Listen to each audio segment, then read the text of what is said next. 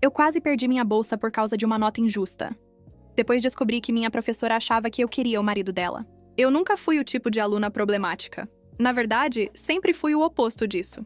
Desde o primeiro ano do ensino médio, eu era conhecida como a responsável, a organizada, a que sempre tira nota alta.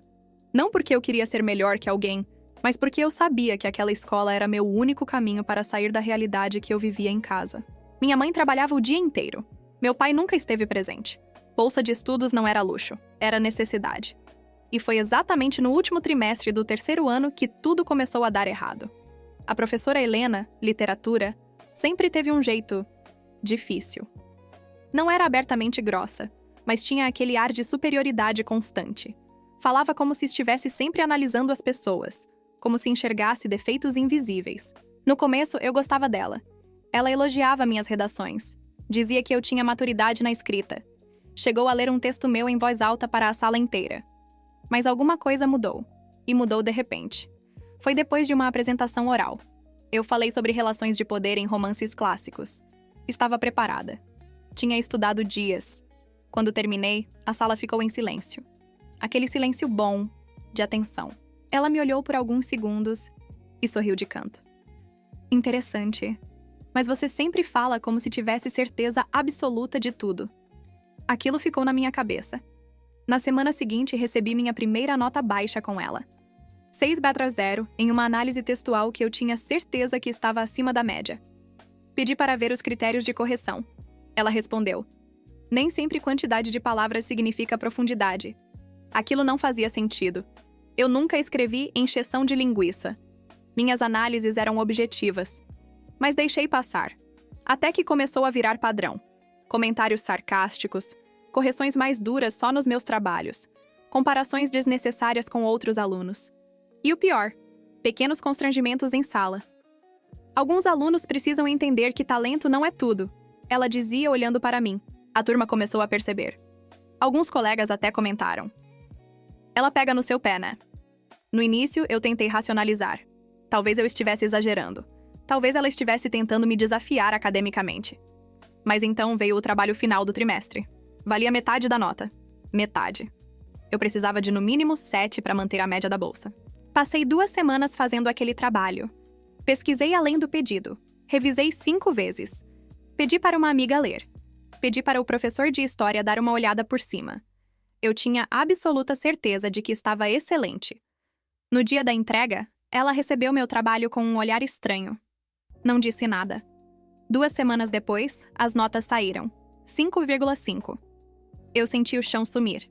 Não era possível. Não era. Fui até a mesa dela no final da aula, tentando manter a voz firme. Professora, eu gostaria de entender onde errei. Ela fechou o diário lentamente. Você precisa aprender que a arrogância intelectual tem preço. Aquilo foi como um tapa. Arrogância? Eu nunca a desrespeitei. Nunca a confrontei. Nunca fiz nada além de estudar. Saí da sala com o coração disparado e uma sensação que eu nunca tinha sentido antes. Ela estava tentando me derrubar. E eu ainda não entendia o motivo. Mas eu ia descobrir. Naquela noite eu não consegui dormir. Fiquei encarando o teto do quarto, repetindo a frase dela na minha cabeça como se fosse um eco que se recusava a morrer. Arrogância intelectual tem preço. Aquilo não era sobre nota. Era pessoal. E quando algo se torna pessoal, deixa de ser apenas avaliação acadêmica. Vira disputa de poder. Eu sabia que, se aceitasse aquela nota, minha média cairia abaixo do necessário para manter a bolsa. Não havia margem de erro. Não existia plano B. Então, pela primeira vez na vida, eu decidi que não ia simplesmente confiar na autoridade. Eu ia questionar. No dia seguinte, levei meu rascunho original, as referências impressas, os livros marcados com post-its e até prints das orientações que ela mesma tinha enviado no grupo da turma. Fui até a coordenação. Meu coração estava acelerado, mas minha voz saiu firme. Eu gostaria de solicitar revisão formal da minha nota. A coordenadora me olhou surpresa. Eu nunca tinha sido do tipo que cria problema. Tem certeza que quer fazer isso? Tenho. Ela pediu que eu explicasse. Mostrei os critérios que estavam no plano de ensino. Mostrei como cada ponto havia sido seguido. Apontei trechos específicos do meu trabalho, argumentei com calma. Não era ataque. Era lógica. Ela marcou uma reunião com a professora para a semana seguinte. Quando a professora Helena descobriu, o clima na sala mudou. Ela não gritou. Não fez escândalo. Ela ficou fria. Fria de um jeito calculado. Durante as aulas, passou a me ignorar completamente. Quando eu levantava a mão, ela fingia não ver. Quando outro aluno dizia algo parecido com o que eu falaria, ela elogiava. Mas havia algo diferente no olhar dela agora. Não era mais apenas implicância. Era irritação. E talvez... medo. A reunião aconteceu 3 dias depois. Eu, minha mãe, a coordenadora e a professora. Minha mãe estava tensa. Ela não gosta de conflitos, mas também não aceita injustiça. A coordenadora pediu que a professora explicasse os critérios usados na correção. Foi aí que a primeira rachadura apareceu. Ela começou a falar de falta de profundidade emocional. Depois disse que o texto soava mecânico. Em seguida mencionou ausência de interpretação original. Mas quando a coordenadora pediu para ver a ficha de correção detalhada, ela não encontrou. Disse que devia ter deixado em casa.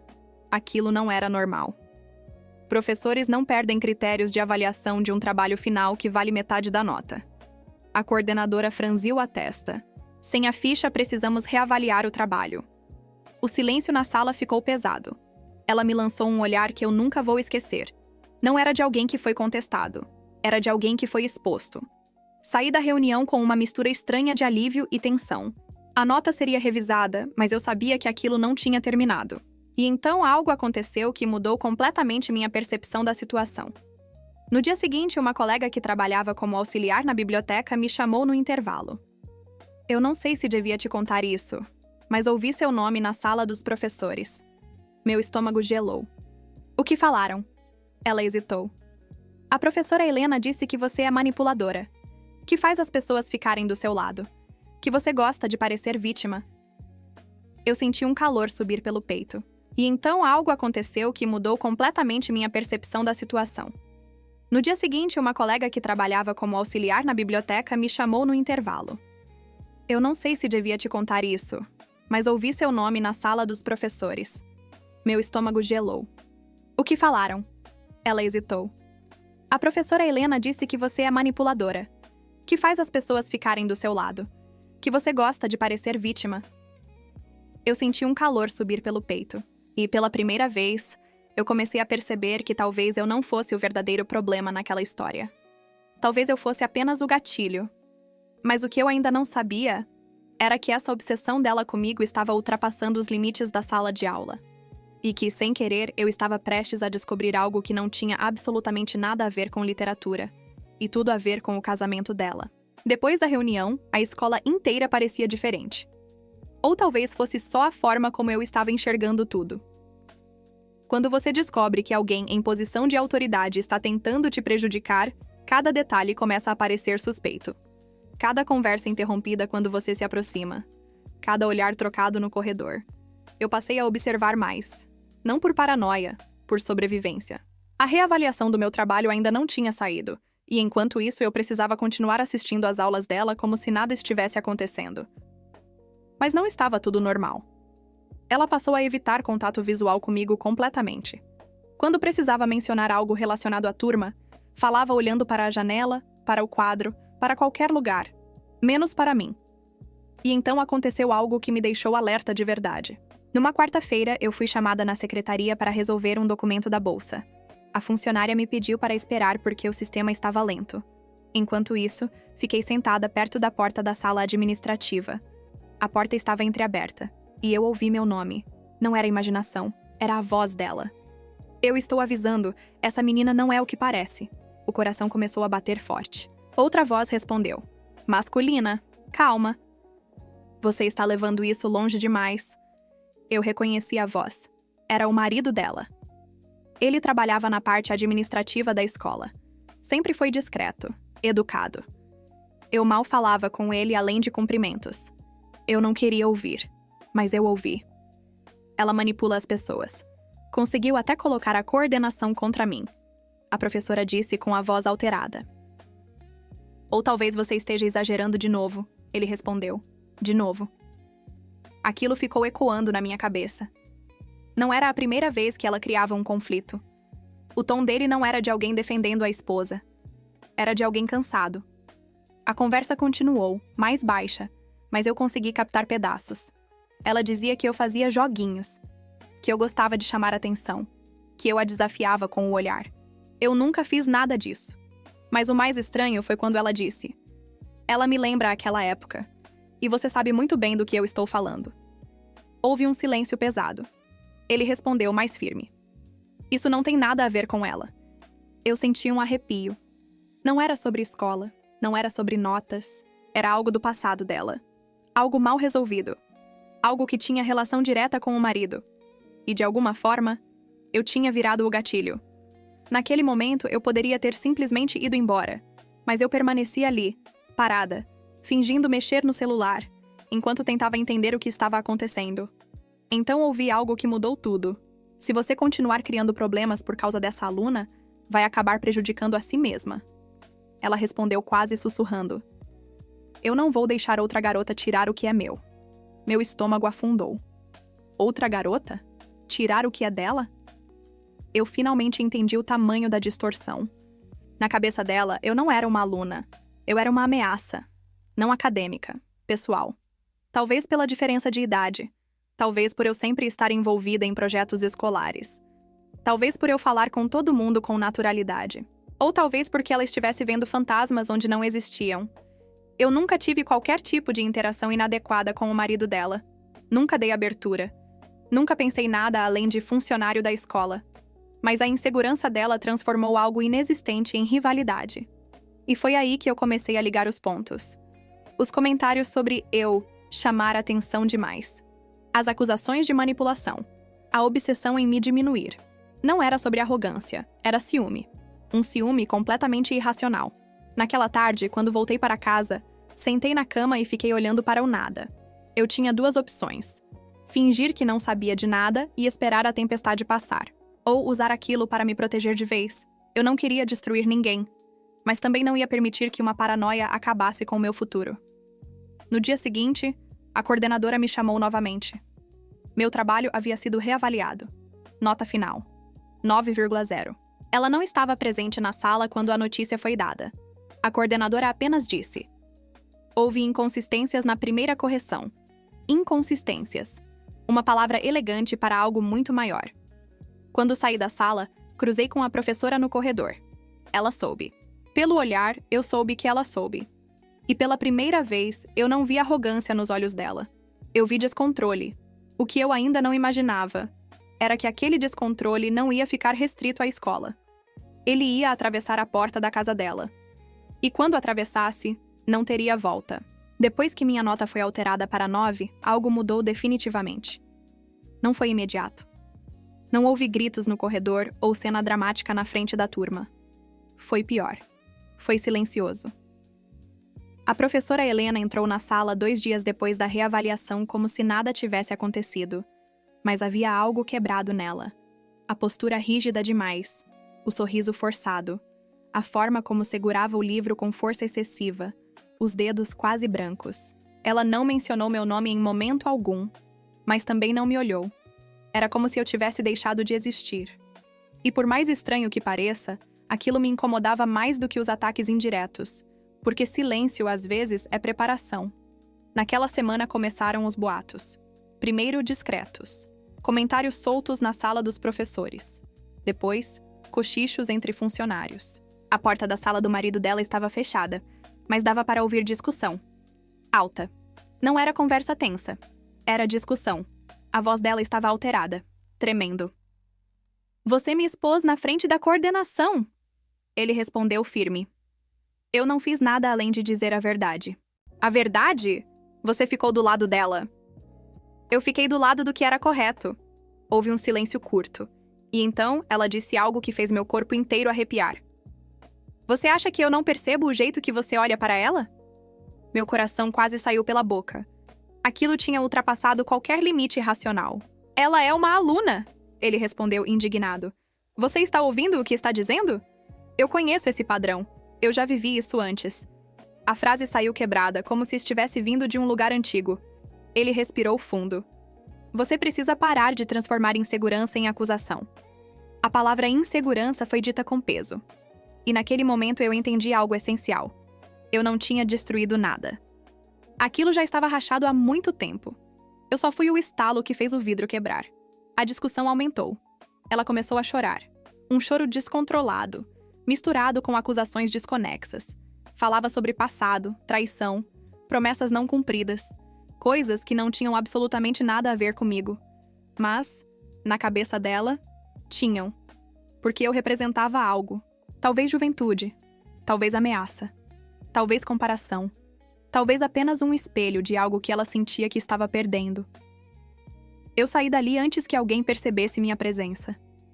Passei o fim de semana inteiro pensando naquilo. Eu deveria me sentir culpada? Eu tinha provocado isso? Mas quando analisava friamente, a resposta era clara. Eu não inventei nada. Não manipulei nada. Não fiz jogo nenhum. Eu apenas recusei aceitar uma injustiça. Na segunda-feira, ela não apareceu na escola. Nem na terça. Na quarta, a coordenadora entrou na sala no meio da aula de outro professor e anunciou que a professora Helena estaria afastada por tempo indeterminado. Motivos pessoais. A turma começou a especular. Eu permaneci em silêncio. Mas a confirmação veio uma semana depois, quando uma funcionária comentou discretamente na secretaria. Parece que o marido pediu separação. Aquilo não foi uma bomba, foi um peso. Não houve sensação de vitória. Não houve satisfação. Houve uma compreensão fria e incômoda. Algumas pessoas não suportam encarar os próprios fantasmas. E quando alguém, mesmo sem querer, os ativa, o colapso é inevitável. Dias depois, cruzei com ele no estacionamento da escola. Ele parecia exausto. Nossos olhares se encontraram por um segundo. Ele assentiu levemente com a cabeça. Um gesto quase imperceptível. Não era cumplicidade. Era reconhecimento. Reconhecimento de que aquela situação nunca deveria ter existido. A professora não voltou mais naquele trimestre. Eu terminei o ano com minha bolsa garantida. Mas algo dentro de mim tinha amadurecido rápido demais. Eu aprendi que, às vezes, o conflito não começa quando você reage. Ele começa quando alguém projeta em você aquilo que não consegue resolver dentro de si. E o mais assustador? Eu ainda não sabia se aquela história tinha realmente acabado. Porque quando uma pessoa desmorona, ela pode simplesmente ir embora. Ou pode querer encontrar alguém para culpar. E eu tinha sido o alvo perfeito. Eu achei que tinha acabado. Sério. Quando a professora Helena foi afastada e os comentários sobre a separação começaram a circular, eu pensei que aquilo ia morrer ali. Que o tempo faria o que sempre faz. Transformar escândalo em lembrança distante. Mas eu subestimei o que acontece quando alguém perde o controle da própria narrativa. 2 semanas depois do afastamento, eu estava saindo da escola mais tarde que o normal. Tinha ficado para resolver detalhes da formatura e imprimir alguns documentos da bolsa. O estacionamento já estava quase vazio. E foi ali que eu vi ela, encostada no próprio carro, sozinha. Por um segundo, meu corpo inteiro travou. Ela não deveria estar ali. Estava visivelmente diferente. Olheiras profundas, cabelo preso de qualquer jeito. A postura antes rígida agora parecia pesada. Eu pensei em dar meia volta, mas ela já tinha me visto. Podemos conversar? A voz saiu baixa. Não era a mesma voz cortante da sala de aula. Era uma voz cansada. Eu hesitei. Parte de mim queria ir embora. Outra parte queria encerrar aquilo de vez. Eu fiquei. Nos aproximamos com uma distância segura entre nós. Ela me olhou por alguns segundos antes de falar, como se estivesse tentando organizar as palavras. Você acha que venceu? A pergunta não veio com agressividade. Veio com amargura. Respirei fundo. Eu nunca estive competindo. Ela riu. Mas não foi uma risada verdadeira. Vocês jovens sempre dizem isso. Silêncio. O vento atravessou o estacionamento, levantando algumas folhas secas. O cenário parecia estranho demais para ser real. Eu não tentei acabar com seu casamento. Eu disse firme. Eu só quis minha nota justa. Ela me encarou de um jeito que misturava frustração e algo próximo de vergonha. Você não entende. Então me explica. Ela respirou fundo. E foi ali que a máscara caiu de vez. Anos atrás, ele se envolveu com uma ex-aluna da faculdade onde dava aula. Aquilo me atingiu como um soco invisível. Não foi físico, ela continuou rapidamente. Mas houve mensagens, conversas, interesse. Ela desviou o olhar. Ela tinha a sua idade. Eu fiquei em silêncio. Tudo começou a fazer sentido. Os olhares, as acusações, a paranoia. Eu não era uma ameaça real. Eu era a lembrança de uma ferida que nunca cicatrizou. Quando você começou a se destacar, a falar com todo mundo, a ser elogiada, ela engoliu seco. Eu senti a mesma sensação de novo. Não era sobre mim. Nunca foi. Era sobre insegurança acumulada. Sobre confiança quebrada. Sobre medo mal resolvido. Então você decidiu me punir por algo que eu nunca fiz? Minha voz saiu mais firme do que eu imaginava. Ela não respondeu imediatamente. E o silêncio dela foi a confirmação. Eu achei que, se eu colocasse você no seu lugar, eu ia recuperar o controle. Controle. Essa palavra explicava tudo. Quando a nota foi revisada e a coordenação percebeu as inconsistências, o controle escapou. Quando o marido dela se posicionou contra a injustiça, o controle escapou de vez, e o casamento, que já estava frágil, não resistiu à última crise. Ele pediu o divórcio na mesma semana, ela disse, quase num sussurro. Eu senti um peso no peito, não de culpa, mas de realidade. Eu nunca quis isso, falei. Eu sei, ela respondeu, e pela primeira vez pareceu sincera. O que mais me surpreendeu não foi a confissão. Foi o fato de que, ali, naquele estacionamento quase vazio, ela não parecia uma vilã. Parecia alguém quebrada, mas quebrada por decisões próprias. Você não destruiu meu casamento, ela disse, finalmente. Eu só não queria admitir que ele já estava rachado. Eu não sabia o que responder. Porque, no fundo, aquela era a verdade mais desconfortável de todas. Eu não causei o fim. Eu apenas fui o catalisador de algo que já estava apodrecendo por dentro. Ela entrou no carro depois disso. Antes de fechar a porta, disse uma última coisa. Espero que você nunca deixe alguém projetar em você o que não é seu. E foi embora. Eu fiquei parada ali por alguns minutos, tentando processar tudo. Eu comecei essa história achando que era apenas sobre uma nota injusta. Depois achei que era sobre ciúme. Mas no final era sobre algo muito maior. Pessoas que não enfrentam seus traumas acabam usando outros como campo de batalha. E eu fui esse campo. Mas eu não me tornei vítima. Eu me defendi. E talvez essa tenha sido a única coisa que realmente fez a diferença. Depois daquela conversa no estacionamento, algo dentro de mim se reorganizou. Não foi alívio. Não foi vitória. Foi clareza. Durante semanas eu me perguntei se tinha feito algo errado. Se tinha exagerado ao pedir revisão. Se deveria ter simplesmente aceitado o 5,5 e seguido em silêncio. Mas ali, ouvindo a própria professora admitir que projetou em mim uma ferida antiga, eu entendi uma coisa essencial. Eu não era responsável pelas inseguranças dela. E principalmente não era responsável pelas escolhas que ela fez para lidar com elas.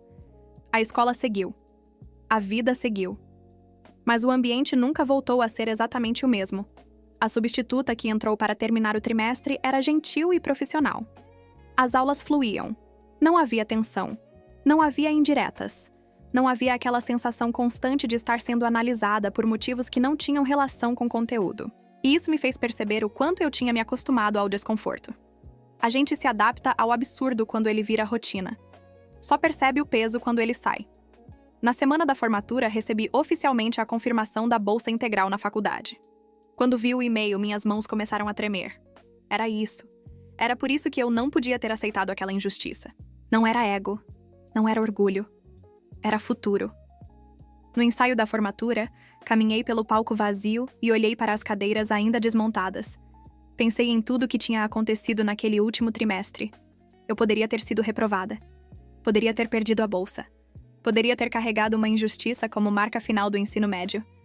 Mas escolhi me posicionar. E essa escolha mudou o rumo da história.